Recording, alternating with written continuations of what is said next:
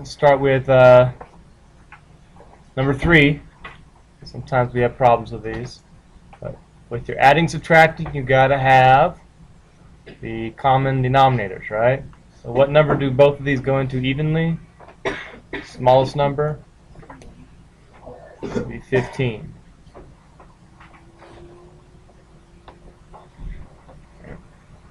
So here we had to multiply by 5 to get 15. So we multiply by 5 on the top. We have 20. And this negative we're going to put on top as well. Okay. For here, the 5 we multiplied by 3 to get 15. So I'm going to multiply by 3 on top. We get 48.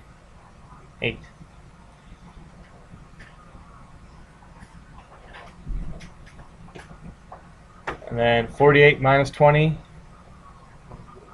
28. Now, can this be reduced? Does anything go into 28 that also goes into 15?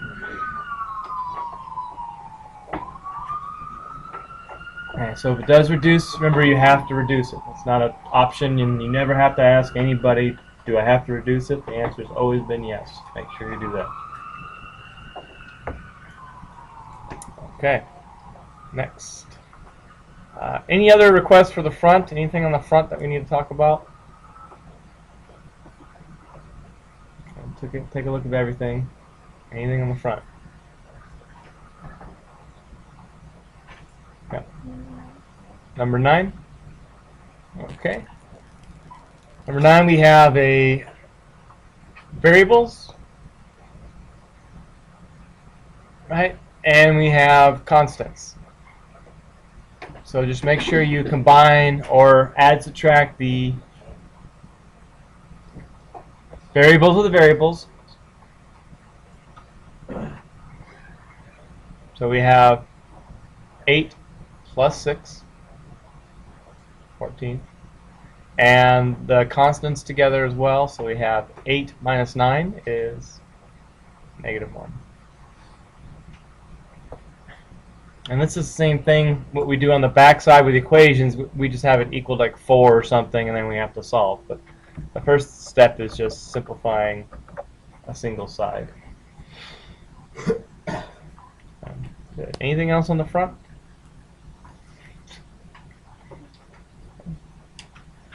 Let's get to the back. Good stuff. Yeah. Here's some of the answers, just in case. For these, you can leave them as just 19 over 12. That's fine as well. Actually, prefer the improper over the mixed. Yeah. Will you be allowing us to use calculators during the final form? I don't know. I'll have to look at it.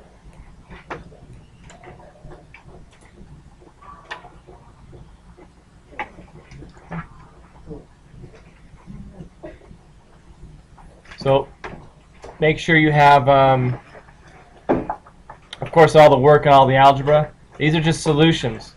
So for your final and for your homework, of course, you guys know if you just have the answer written down, it doesn't count as anything. It's not very impressive if you can see a number and copy it down. Doesn't mean you're done. You have to have all the steps. Okay. Let's go to the back. Let's see here. Start with 15.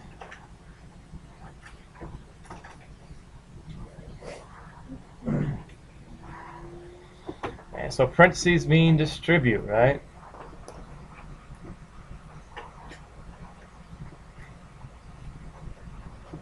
There we go.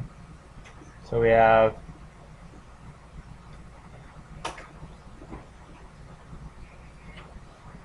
this isn't working. We have 15 plus, I don't know why it's not working. We have to take out the zoom. Oh, there we go. Don't like the zoom. Okay, 15 plus 25 B equals 115. And subtract your 15 on both sides. Make sure you're copying this down.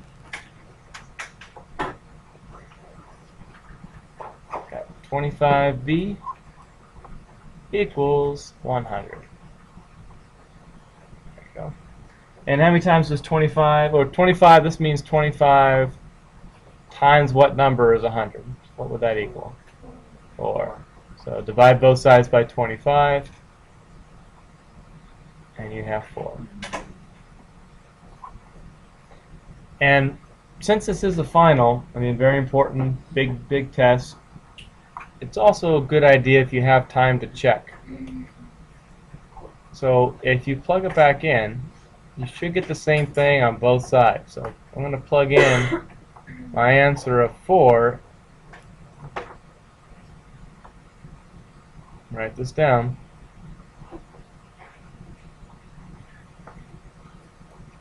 And then do the order of operations and verify that you actually get the same thing on both sides. So the whole point of doing this is right here. Is this truly equal? Is this equal to 115? And you just go through.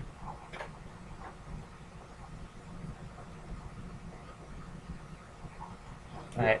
And you might have to go 23 times 5.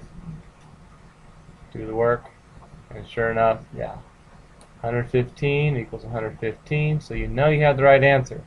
So when you're doing your final benchmark, you don't have to hope it's correct. You don't have to, well, maybe I did it all right, but I missed a negative. And you know, with some of these multiple choice, it's you miss one negative, and they have an answer of 2 and negative 2 on there. You pick the wrong one, and you get a 0% for that question. There's no partial credit. You can do everything correct, and then to them, it's going to be like, well, you didn't do anything right at all. It's the same as not having a clue on how to do it because of missing one negative. A 99% is just as good as a 0%.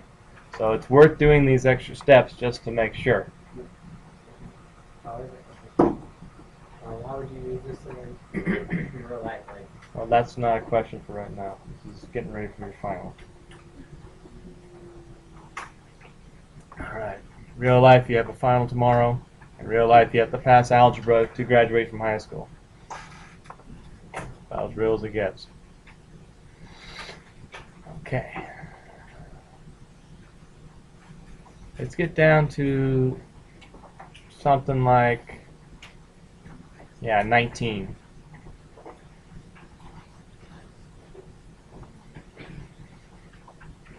Okay, go ahead and distribute on the right-hand side if you haven't already.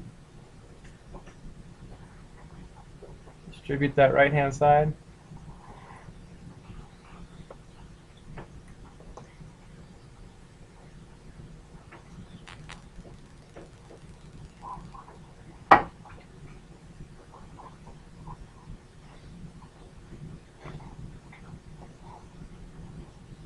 Bring down the left, right?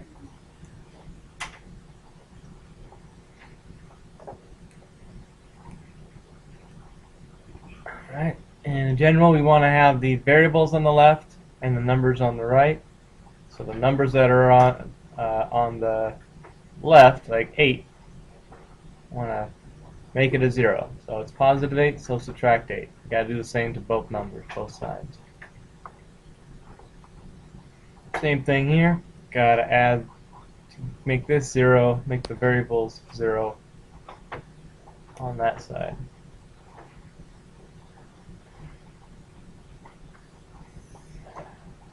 Good. Add them all up. So you see we get the 0 that we wanted here, and the 0 we wanted here. We also get a 0 here, which is not typical, but yeah, so it looks like the whole right-hand side is 0. Now be careful. If everything is 0 on the right-hand side, make sure you bring it down and you write 0. Over here we have 30. X. Negative 2 plus 32, or 32 minus 2 is 30. 30 times what is 0? 0. Yeah, divide both sides by 30, and you have x equals 0.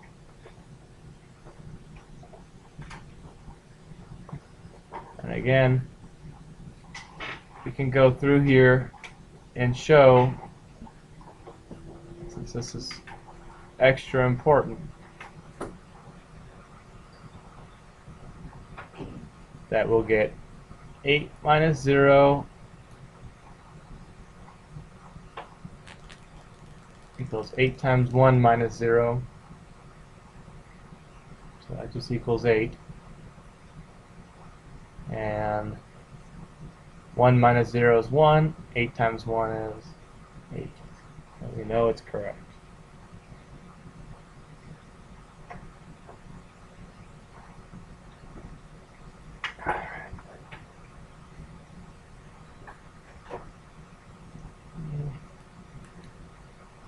Alright, let's just look at number 21 right below it.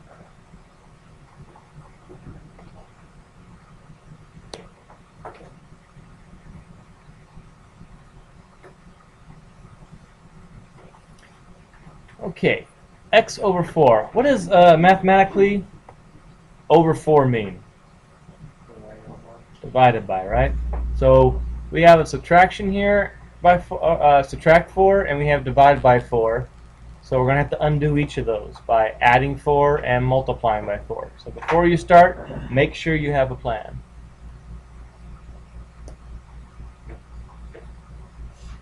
So we got the opposite of minusing 4, add 4.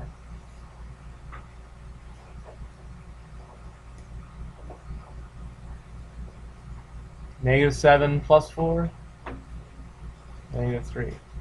So this is asking, what divided by 4 is negative 3? Any guesses? Okay. Sometimes you can just figure it out, yeah? Negative 12, so if you multiply both sides by 4, notice with a fraction, I'm putting the 4 on top. That way they cancel out. So I'm going to put them on the top over here. So sure enough, x equals negative 3 times 4, negative 12. Okay, so it does negative 12 divided by 4 minus 4. Does that equal negative 7? Negative 12 divided by 4 is negative 3. Negative 3 minus 4, does that equal negative 7? And sure enough.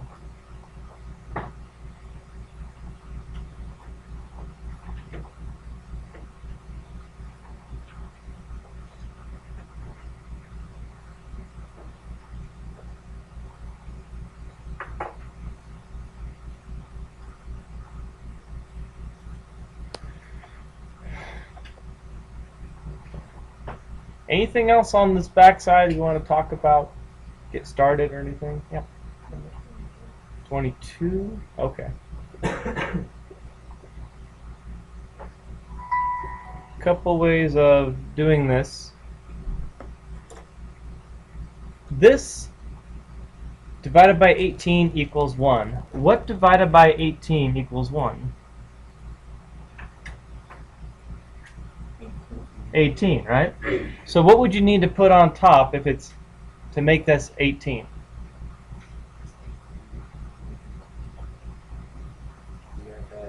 We can't put in 18 because it'll be 18 plus 7 and it'll be 25. So what number do we need to put in there for this to work out? 11. So 11 plus 7 would be 18. 18 divided by 18 would be 1. So again, on some of these, you can figure it out by like, well, this just kind of makes sense. And then when you go through with the algebra, you can prove it. Okay. So a couple ways of doing this. Again, this means over 18 means divided by 18. So how do you get rid of division? Okay. Just like on the last one, we multiply both sides by 18. It cancels it out. It doesn't matter that on the last one it was just an x and this one's x plus 7. It's the same first step. So now 18 and 18 canceled out. What plus 7 equals 18? And then when you solve that, you get the number you expected. But see, I think a lot of people will look at this problem initially and say, I don't know, that looks kind of big, it's kind of hard, and then when I talk you through it, oh, what divided by 18 is 1? Oh, 18. Okay, well, how do we adjust since there's a plus 7? Oh, you had to subtract 7. And you see, you know, well, what plus 7 is 18, and we had to end up subtracting 7 on both sides. So the steps that you did mentally to figure that out, it's the same thing algebraically. Just have to write it down in a different way, right? But however you're thinking about it, it's just a matter of how do you write it down using algebra. Good. Anything else? All right. You will need. Nope. I think that's it. Just clear your desk of the